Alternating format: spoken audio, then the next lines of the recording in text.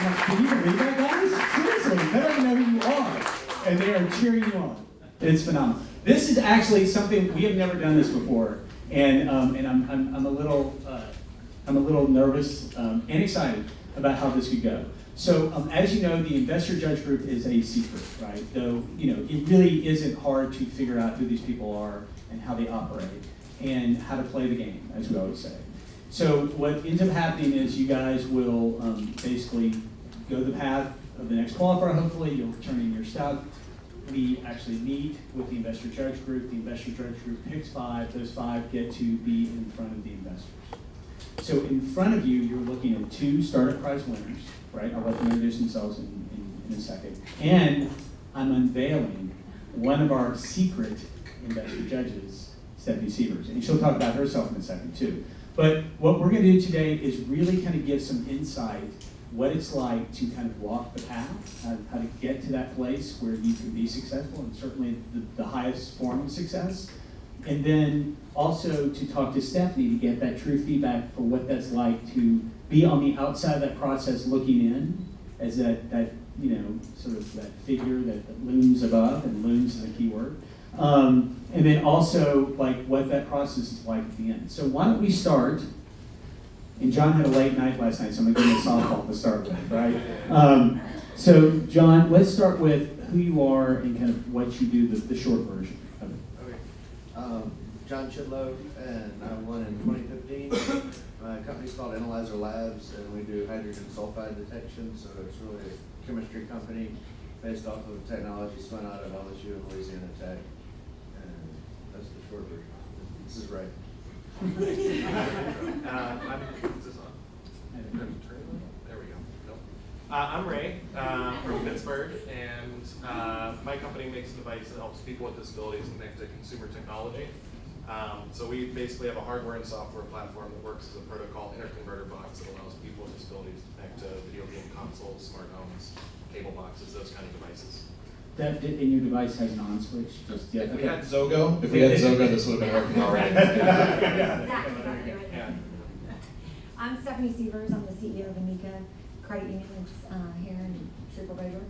And I am one of the judges, and I was there, both these guys won, and we'll go from there. I think what's interesting about Stephanie, and I don't know if this is true for all federal credit unions, is that there's a flexibility in financing. So I mean, you have that ability. As Dave, if you sat at David's roundtable, he talks a lot about they have rules. They have flexibility in the rules where they can give out things like lines of credit, and we certainly have people within our program that have done that before, just as an augmentation to what they're getting investment-wise. So it's a very interesting concept, and Stephanie's been a bright light for us. So I'm curious, just for John and Ray, what sort of initially drew you guys to the Startup Prize? I think the first thing that caught my attention was just the ability to network and meet people, and it's a great resource for a very affordable price just to get ideas and bounce things off people, as well as meet with people who know the things you're learning. So I think most people who I usually see around are kind of first-time entrepreneurs or pretty early in trying to do something. We really started and did it just for the networking and for those points, and led into more. Cool, right? So I think for us, it looked like a lot of fun. That was actually the first thing that kind of drew us into it, was it looked like it'd be a fun event where we could actually get something out of it, and did seem like there was a lot of good people here, but it was my first time in Shreveport ever, and I enjoyed the city, and I think for us, it was like that was really when we were starting to go from a technical product that was a prototype into actually talking about it. So, I mean, we talked at our roundtable yesterday about this, where the more you pitch it to your friends, to your family, just trying to figure out what you're saying and get feedback on, we resonate with this, that doesn't sound great, it's just always positive. And so coming down here and being able to do it for like really such a low cost and have some fun, and that's what drew us here, and then we just got involved in the ecosystem. Well, it's good to know that we need to now up our fee. Sorry, we already paid it, The so one no. thing that I've heard is that we have to make ourselves more expensive. Stephanie, you kind of came to us, like, how did you come to us? What initially drew you to Startup Prize? I like the idea of working with entrepreneurs. I fancy myself an entrepreneur. I mean, that's what we say in our company is, you know, my company is almost 80 years old, but as soon as I got there, I said, you know, we're a startup, so we need you to act like that and act like owners. And I like doing business with people who think like that, who are creative and want to make something happen. And so the startup prize, it was just perfect in that world. And I think that we need, and just in general, I think we need more people making their own companies and getting them going. We need to employ more people, and I think that this is the best way to do that. And so it's not just an investment here, it's really just an investment in everywhere, more people get involved. And so Ray, when you, Should have Zoga. I'm telling you, Ray, with the thing. And then you guys, you wouldn't. So I'm curious for you, if you could take people through the process, because these guys are just, you know, I was just joking with Rob and Penny about how it's like first-time campers, right? So how did you sort of, how did you address the process, and how did you go about the qualifiers, and how did you sort of walk into sort of the idea of the portal? Like how did you kind of stack that out, and how did you take advantage of it? What did you focus on? Yeah.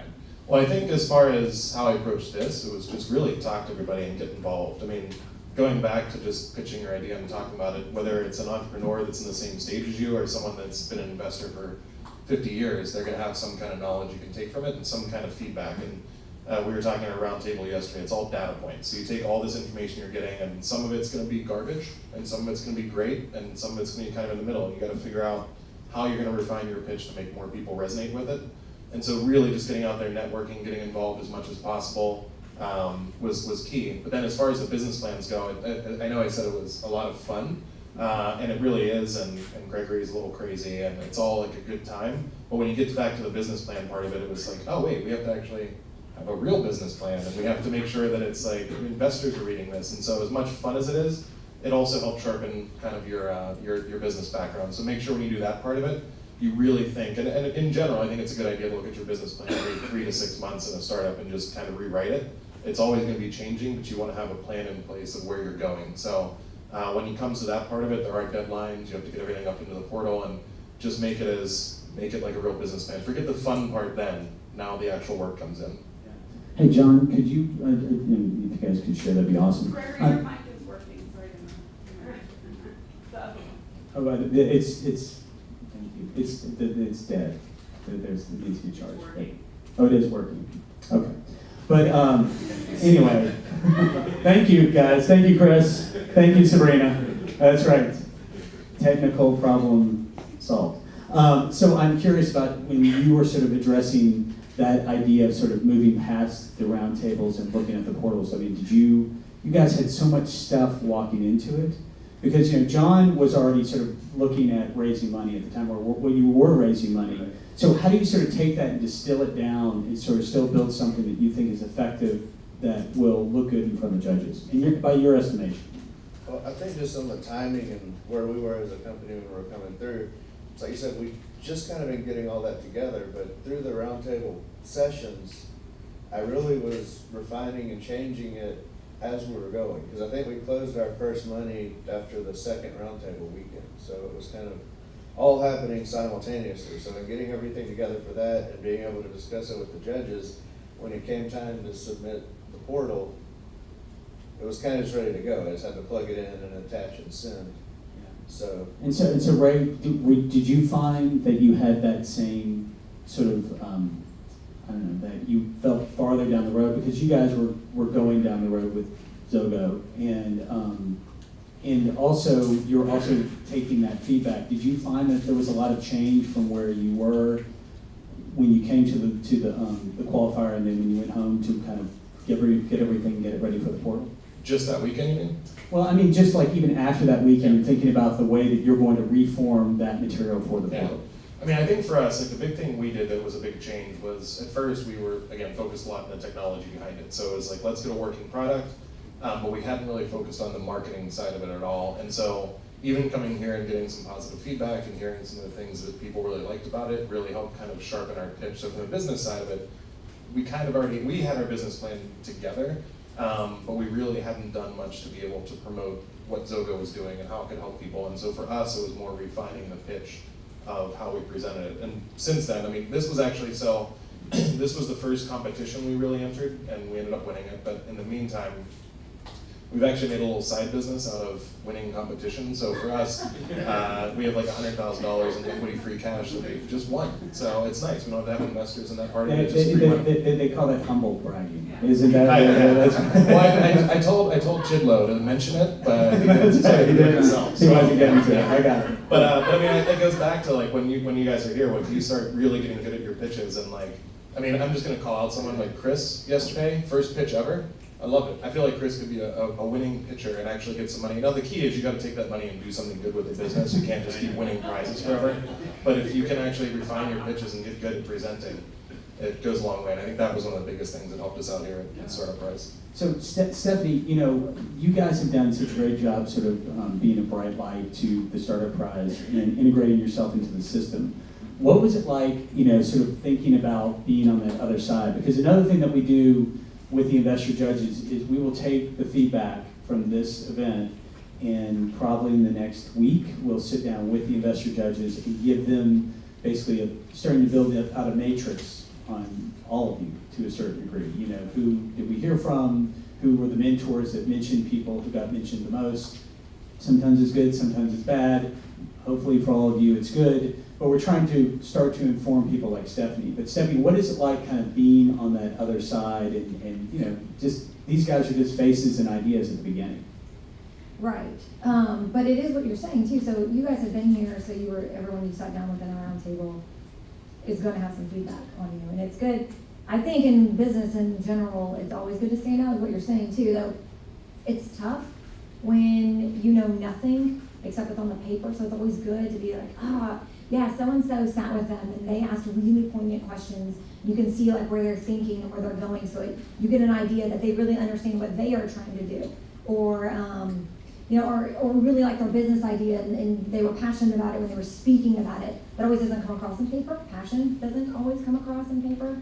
And I know that when I'm looking, when the actual pitch, when that's going, you know, when whoever's up there speaking on, giving their presentation, I do look for passion, right? Because I know what it means to work 80 hours a week on something that may or may not be generating you that much income, right? Because that's what, in the end, is what we're talking about, right? So that's why I think these are also important. And like Gregory's saying, that kind of debrief, if you will, that happens after all of these. And it is great if you come back for the second one. It gives you an opportunity to sit at a different roundtable that you didn't sit with, or talk with a different mentor that maybe you didn't talk to the last time. Or even if you had a takeaway, like, yeah, I went back and I thought about that. Maybe you sat in a patent, one with, I know Charles was here yesterday, and you go back home, you start thinking about what you're doing, and you come back and you're like, hey, I got another question. I mean, these are a great opportunity to talk to some professionals who otherwise are going to charge you by the hour. I mean, I get this kind of free advice. I assure you that you should be taking advantage of all of that. But yes, in life in general, you ought to be trying to be a little bit more memorable, right? So we moved from free to cheap. So we're cheap to free. So now we can't charge anything for it. Gosh, you guys, man, this is the worst panel ever. Actually, I'm going to help you out a little bit here, because if you guys don't know Charles Hollyback, that guy, look up his resume online, because I think he went to about 17 colleges and has about 27 degrees. And when we went in for our final pitch last year, I had actually had my engineers prepping me for about 2 weeks on our patent, because I felt like I needed to get sharper on that. And when he said at the end of it, he was like, good job on your pitch. It was like one of those moments where it's almost like your father telling you something really nice about yourself. And then he proceeded to ask a bunch of really hard questions. Yeah. But at the time, like when you have access to people like that, I mean, we talked to a couple people yesterday with their patents. If you have access to someone who's charging a ton of money, this is a way where, you know, the startup price should charge a lot more for their tickets, because it's so valuable. Thank you, Ray. Thank you. And there is, by the way, a different way to deal with the Charles situation if you go into that room. Hire him beforehand, and he'll have to excuse himself. Wow. You gave away the secret. Yeah, that's right. That's it. You can do that. But yes, we have others that will take care of you, John Chidlow. Stephanie, so I'm curious, and I don't really know the answer to this. So when you are conferring with the investor judges, and like, you know, we give you the information. Are you conferring? I mean, and well, two things. Are you conferring, and do you remember conferring about these guys? Right, because I actually didn't meet either one of them in the roundtables. So this is an example of somebody that I didn't meet, and so I have their information, I have the packet, but they had met with various other judges that were there. And we do confer, right? So if someone at the table is like, oh yeah, I absolutely remember this company, and this is what they talked about, and this is, what they said to me when we were there, and this is the takeaways that I remember about them, that is more impactful in that room, because, like I said, it's just on paper at my, from my perspective at that point. And so to have that additional, peer review is always important. You read them on Amazon, and you go to the bottom, and you're like, oh, should I buy this? You go down the bottom and you look at how many stars they got and what somebody else said about them, right? So peer review is important, and that's what makes the round tables so important. Because what you don't realize is they are going to have a takeaway. They're going to walk away and they are going to write down their thoughts, and you want to be on that list, and you want to be remembered. And then hopefully you want to be on the good side of being remembered versus, That's total jerk or whatever, I don't know. But so you want that. And so it is important. So we are talking to each other because, I can analyze the financials, but it's not just about investing in a balance sheet. I mean, it is, but it's also about, it's investing in the people. And that's what the roundtable is giving the opportunity to shine at. We're going to ring a bell every time we hear that jockey and not the horse thing. Because it is true. I mean, it's like, it is, that's one of the things the Startup Prize does, and it does integrate people with people. I mean, it makes people understand who you are as an entrepreneur. So I'm curious, John, do you go back and gossip about people like Stephanie?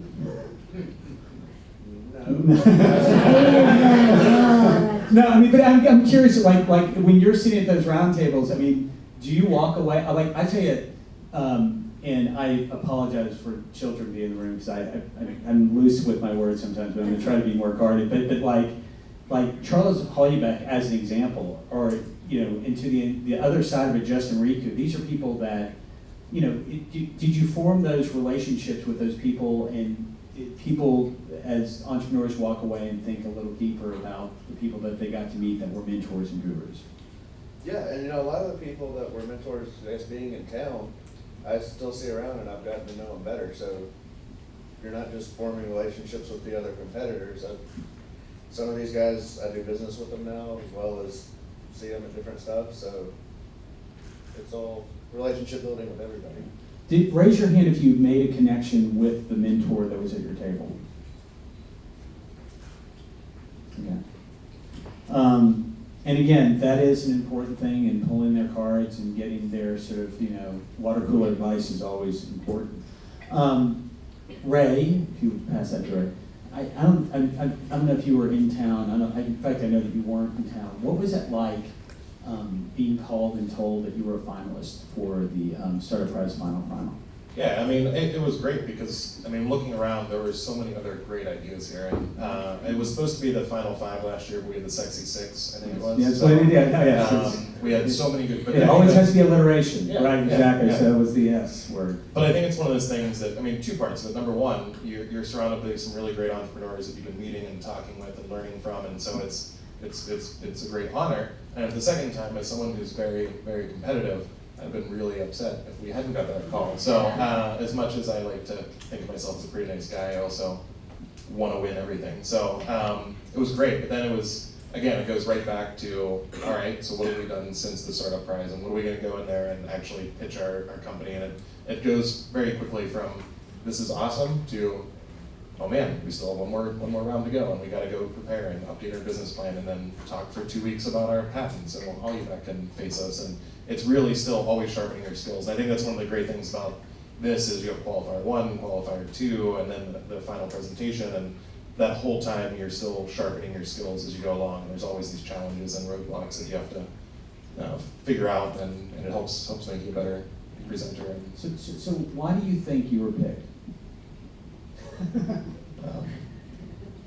I think it was because I was going to make a joke, but I'm actually not. I know there's kids in the room. No, I think for us, really for us, we do have an unfair advantage, and I've talked about this. Like what we're doing as a company, we are helping people with disabilities, and we have personal connections to that field. My co-founder's brother has cerebral palsy.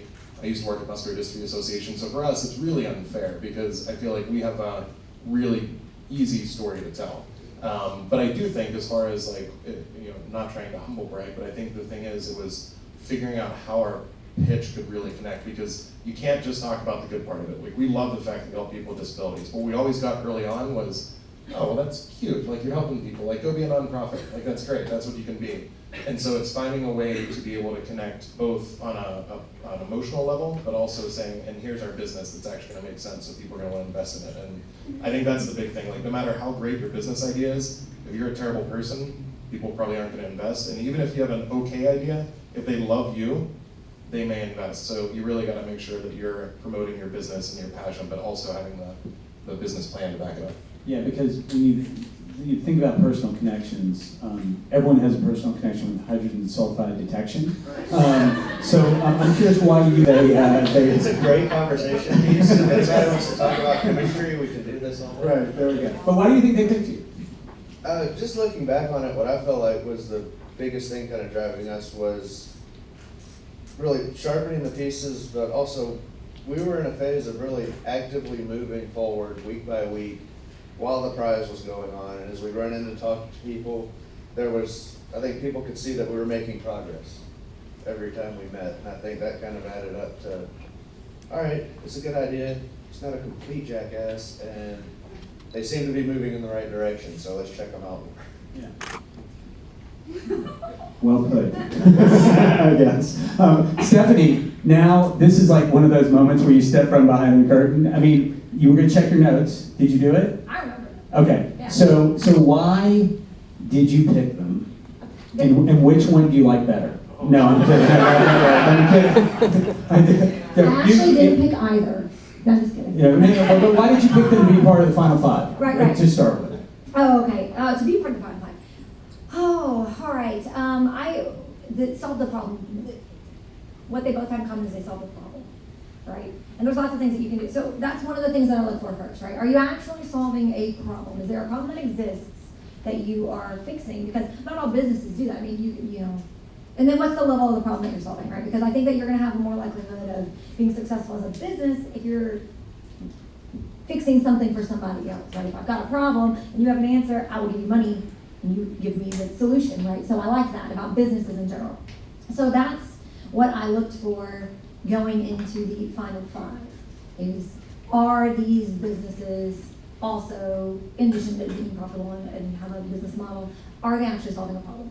And both of these people, both of their ideas did that. So getting there on the side.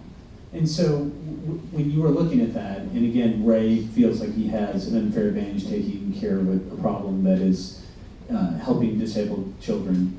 But you had an altruistic out. You like both of them had. You're saying that too, but you also, both of them, they're not saying it right. So let me tell you, they both had some altruism that was happening, right? Okay, so that's what you're putting it on. But it's not just that. You also talked about in yours how, I don't know, I want to say like, I'm not a gamer. Okay, so I'll just put that out there, right? But you did talk about how like in the gaming world, you could use this device. I don't know if you're on this device, right? You could think of it as like an aggregator of all devices. Is it a fair statement? Right, okay. So anyway, but you were saying that you could use it to cheat in the world of gaming, right? Yeah. So you could, right? You could. And I thought, well, that's cool because that's a separate target market, right? So he's saying, yes, I'm here to help this, this particular group that has these special needs and this device does that. But then I like the fact that you were also thinking about the market as a whole, like where could the next market, how could you retool the same thing and maybe use it in a separate market? And then that's when he gets into the, well, look, technically gamers could use it to cheat. And, if you were a big gamer, and I know that that's an industry, that you could use a niche market, but nonetheless, niche markets also pay a little bit more for things that help them in their world. So I thought, hey, great, separate avenue. But you too had a separate line of yours. So you originally were talking about your, I'm a math lady, right? I do numbers, math, money. So, he comes in with his very scientific, like, I don't even know.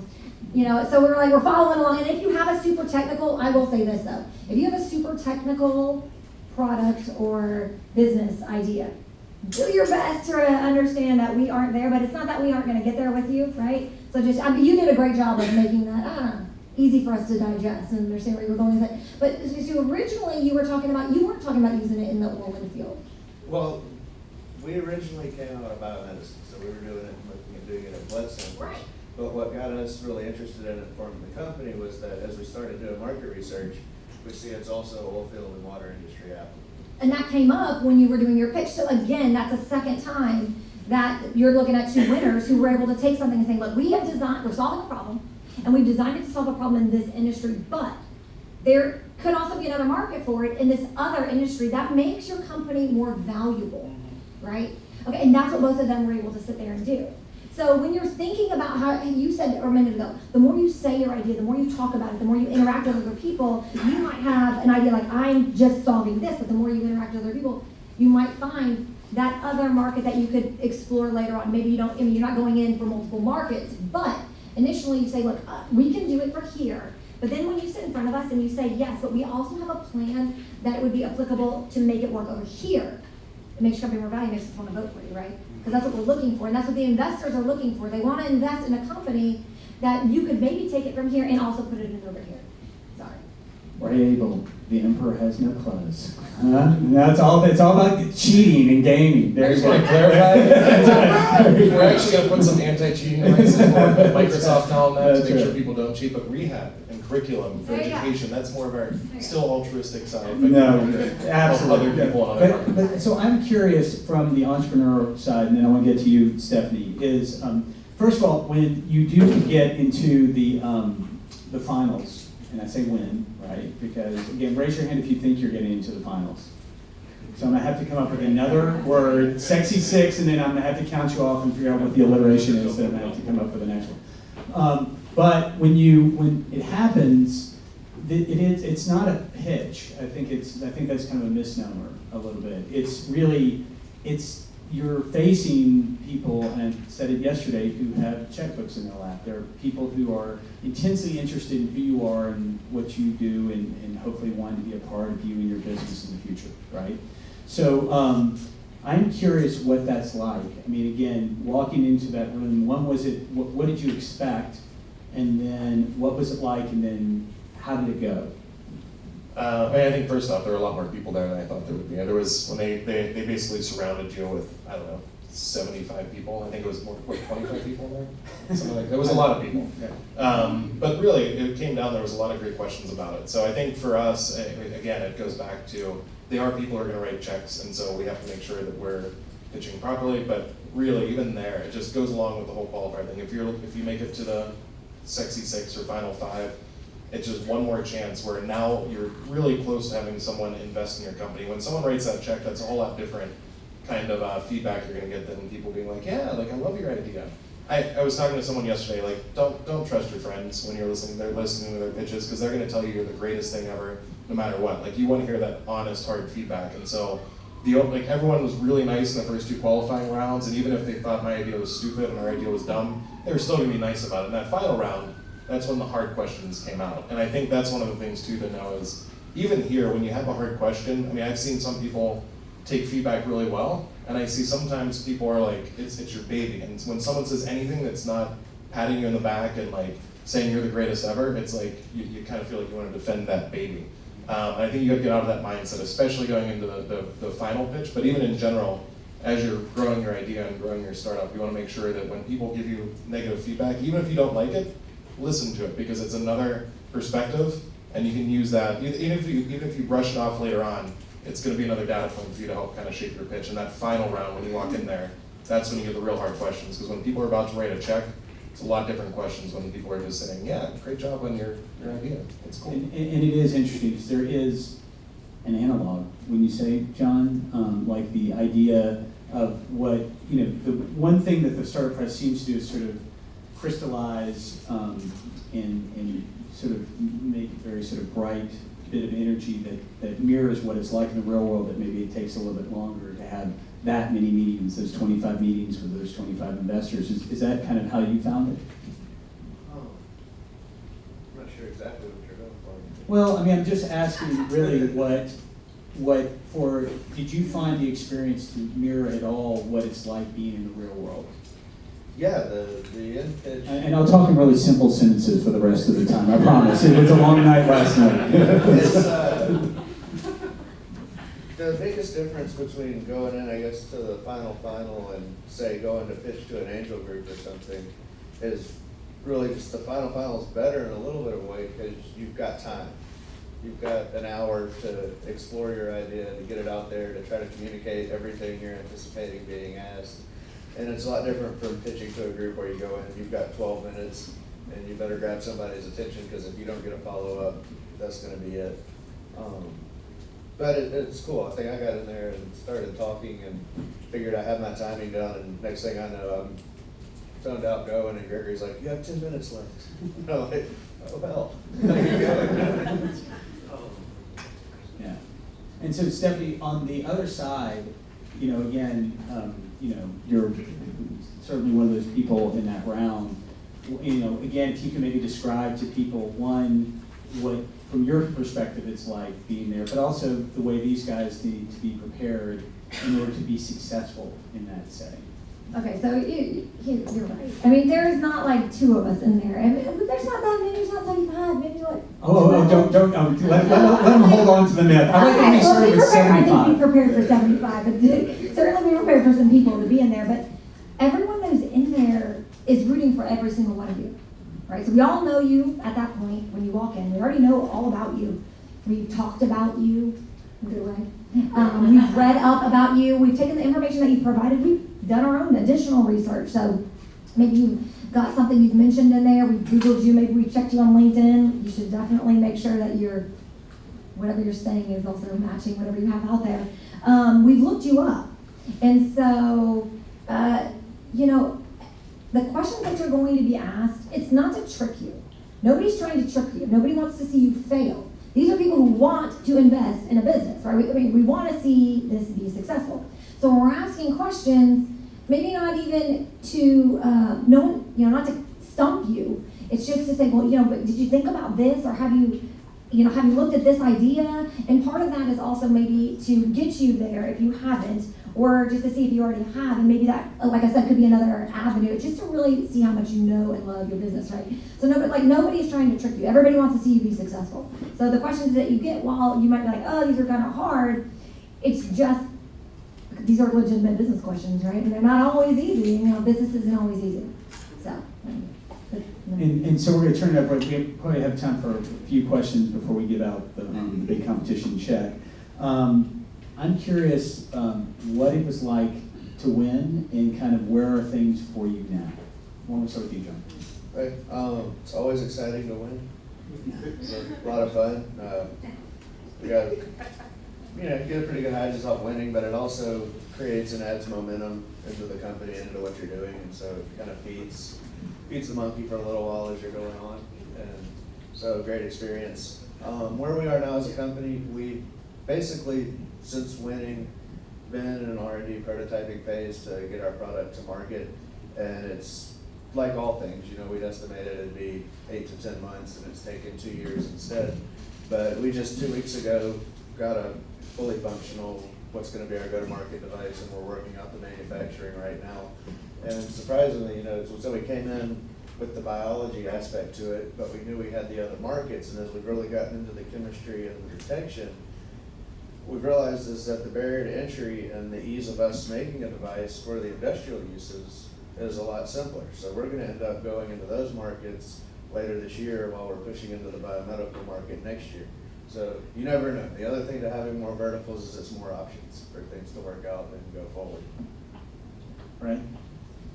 So after we won, first off, winning is, again, always great, very competitive. I will say the trophy that we had looked kind of like a bomb, and I had to go through the Shreveport airport, and I was lucky that that's what we went through, because they were like, what's this? And I was like, it's a trophy. They're like, cool, and just kind of threw it through. And if I was somewhere else, I would be still stuck in security. But as a business, so we went through and did a bunch of pilot testing in hospitals and rehab centers around the US, and we actually found out that our product, we had everything done configuration-wise through the box, and that was terrible for our users, so now we're pulling it off into apps. We'll be launching a software version of what we're doing coming up in about 6 to 9 months, and we're actually now hiring engineers out of Nashville, which is where my co-founder lives, and he's the smart one, he's the actual engineer.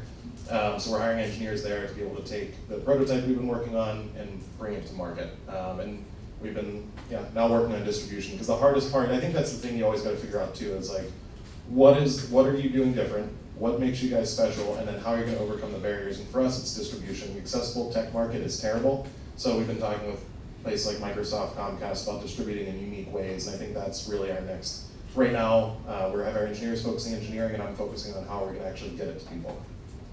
So we're going to move to questions for you guys. And again, you have two winners, and you have one of your investor judges. So it would be, if you want to ask questions, these would be a great one, a great group to ask them to. I will say this as we go through this few questions, I want you guys to think about that home run statement at the end, right? And the question for you is, what is the one thing each one of these entrepreneurs should do when they get home from the startup prize? Okay? So I'll go over to Michael.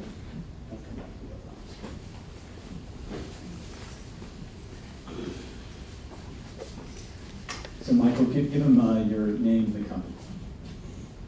Michael Billings with Cotton Street Farms. We're doing the indoor hydroponic farming. And my question for y'all, what were the resources how have you used the resources in participating and winning the prize? I'll start with this. Also, just a little bit about Michael. He adopted a cat last night. So can we give him a round of applause for adopting a stray cat? There's a cute picture in his phone of waking up with a flea-ridden cat. So if you guys want to check it out, you can. So Judy Williams was the marketing firm, and they helped us kind of redesign our website. Our website was terrible. We had like a $300 website that we had bought when we first got started, and I do some amateur web development, so I did a lot of the graphics for a new site, and then she and her team helped us look professional, so that was huge. And we also, our accounting firm, we moved them from Pittsburgh down here to Shreveport. Anytime you can save money in a startup, it's great. When you have good companies that are providing those services, it's even better. And right now, Fairfield Studios, I just gotta tell you this. So my favorite part, it hasn't happened yet, but Fairfield Studios was our video company here. And we were originally talking about doing another video, like Dalton and I talking about the product. And he said something about doing a voiceover, and I said, only if we can do the movie trailer guy, the honest movie trailer guy. And it went from that to now they are actually coming up to Nashville.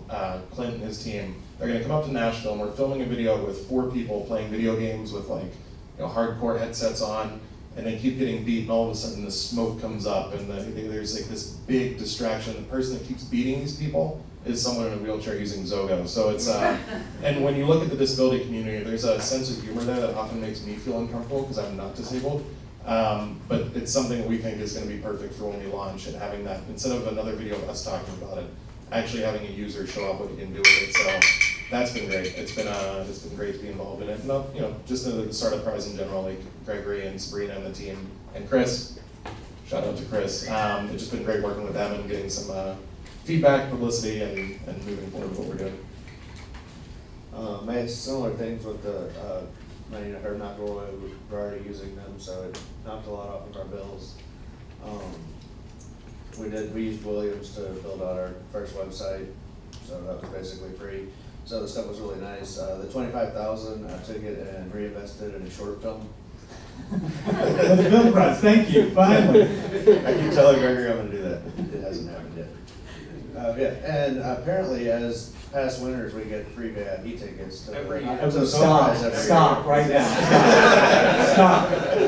That's called the Chidlow rule, and we actually, it's not, that's over. It's, after seeing like Ray at the open bar, we're done. We can't afford it. But there's other perks to it too. Like I think the year we won, Stephanie had offered lines of credit to any of the top 5. They may need them, and so as we start manufacturing and doing some runs, I'm going to be talking to her about that. So there's a lot of stuff that kind of comes out of it that you can use to your advantage. Stephanie, this is for you. So I'm an artist, I'm a social entrepreneur, and I'm also an activist. So having been starting up in New Orleans for 6 years, it forced me to also be an activist in the entrepreneur network. So I didn't hear the Angels address this at all, so I really like to ask you to address it. Project Diane came out, so one of the other jobs that I have is that I'm a blogger and I do e-commerce. So 0.002% of venture capital is going to companies founded by Black women. And I was wondering, what is Louisiana really doing to address that? Louisiana as a whole, I can't answer for because I don't speak for my company. But so we do target. I do look for women, just regardless of race, just women in general in entrepreneur, because no matter how you slice it, still women holding C-level positions in any company is we're drastically underrepresented. And as a female, obviously that's important to me. And then not just that too, the other is younger people, right? So I became CEO in my early 20s. So, you know, I walk in a room, it's a bunch of old white dudes, right? Okay, so that's always been a passion of mine. So for us, that's why, like Gregory said, we are willing to, we're a little bit easier to work with in so much as, well, I'm the CEO, so I get to make the decisions. And my roles that I can work in are more flexible. So taking a company who is pre-revenue and working with them to get them the financing that they need to get them to the next level is absolutely something I look for. And I look for women entrepreneurs because I think that right now we know that the next wave of entrepreneurs really is a lot of them coming out of the women, out of the the female sector here, so gender. And so yes, whether we're talking about the race part, I'm really neither. I hadn't taken a stand on it. It's just women in general is really been my passion. Anything that's really underrepresented, right? So I just think that I don't want to say it's an underdog. Maybe it's just so much as a feel of now is our time. And so I think that now is the time for women to step up and take some leadership roles. So I absolutely I have a hard stand on women in business. Do we have any more questions? Do we have time for one more, or we'll just jump right? It's amazing when people know that there's 500,000, or I'm sorry, I just made a huge mistake. Thank God none of my attorneys were in here. Yes, you guys were. That's right. I might be calling you, Stephanie, for that line of credit. But yeah, so I want to jump into that last question, right? Which is that one thing, this is, again, smart to get out your phone, smart to get out the pad, because these are people who have been there. They're certainly in the place where you want to get to, and certainly the person you want to get in front of, right? So the one thing that each one of these people should do, the fabulous 50, whatever the hell we call them, when they all get into the finals. What is the one thing that they should do when they get home from the startup prize? Why don't we start with you, John? Okay, I would say when you get home, you've had a good weekend, it's great, but it's in the past. Don't worry about the startup prize or the next qualifier right now. Just focus on how are you gonna make your business better in the next 3 weeks or before you're back again. Okay, right. So one of the best pieces of advice I ever got in business was that you always have to learn how to kick your own ass. And I think that's every day. It's one of those things where, like, our business looks 100% different than it did this time last year. And next week, we're actually going through some planning now. We're launching a software product early. So it's going to look even different next week than it does this week because we have a giant planning meeting on Monday. Every day we have to figure out what we're doing different, what we can do better than someone else, and how we're going to change our business to move forward. And so I feel like you got to have a work-life balance. I don't have one right now. I'm not married. I don't have kids, so I can just spend all my time at work, and it's not healthy. But if you can do that, it's great. But every day you have to be making some progress. And a lot of times you can just kind of spin your wheels, and it seems like you're just working just to work. And it's like this whole culture of like, well, I worked 100 hours this week. If you worked 100 hours on stuff that doesn't matter, you just wasted a bunch of your time. So it's trying to figure out every day how you're going to make the business better, how you're going to make yourself better, and how you're going to move forward. And always be open to the feedback you got here. Take what you learned, figure out what your next move is, and start moving forward on it every day, figuring out how you're going to make an impression and a better business change for yourself. Beautiful. Stephanie? Yeah, so basically along the same lines, I would just, and it's something I do for myself, and I really think every business owner ought to do it. Imagine you being replaced. It's your company, it's your idea, whatever, but let's imagine you were replaced, and there's this new kid out of Wharton, fresh out, he's like 22 years old, and now this person is in charge of running your company, all right? What is that new hotshot going to do in your company? Right, because that's whatever happens, right? Imagine your company's bigger, and every time the CEO or whatever gets replaced, you get somebody in there, they always come in like, well, it's time to do something new. We got to fix it all. We got to get it going. If you think like that every day, what would the next guy be doing? If I was replaced in my own company and somebody else is coming in here, what are they going to be doing?